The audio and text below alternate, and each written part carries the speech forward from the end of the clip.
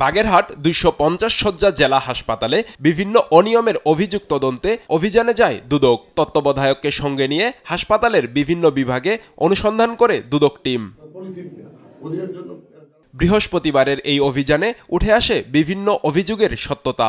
এ সময় হাসপাতালের রান্নাঘরে অনিয়ম, রোগীদের খাবার কম দেয়া, চিকিৎসকদের স্বেচ্ছাচারিতা, বেসরকারি ডায়াগনস্টিক সেন্টারে রোগ নির্ণয় পরীক্ষার জন্য চাপ দেওয়ার সত্যতা পায় দুদক। আমরা 2 পিস মাংস কালেক্ট করেছি, এটা আবার আমরা দিয়ে দিব।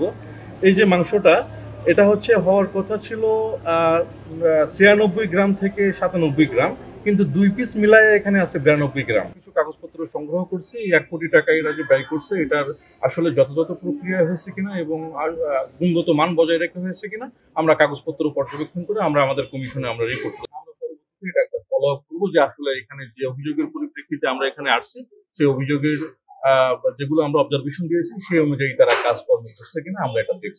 পরবর্তীতে অনিয়ম সহ বিভিন্ন অভিযোগের বিষয়ে সতর্ক থাকার কথা জানায় হাসপাতাল কর্তৃপক্ষ।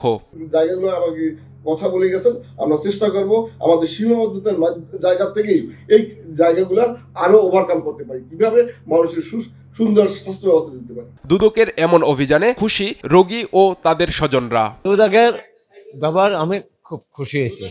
জি, আমি খুশি, এই কথাটা বলেছে, আমি খুব খুশি হয়েছি। এটা ভালো হওয়ার জন্য কিছু কাজ দুদকের করা লাগবে, সেই কাজগুলো যদি সঠিক দুদক করে তাহলে মনে হয় কিছুটা ভালো হতে পারে। বাগেরহাট ২৫০ শয্যা হাসপাতালে প্রতিদিন প্রায় ৪৫০ রোগী ভর্তি থাকেন এবং বহির্বিভাগে চিকিৎসা নেন সহস্রাধিক রোগী। অনিয়ম দূর করে শতভাগ স্বাস্থ্যসেবা নিশ্চিতের দাবি রোগী ও স্বজনদের।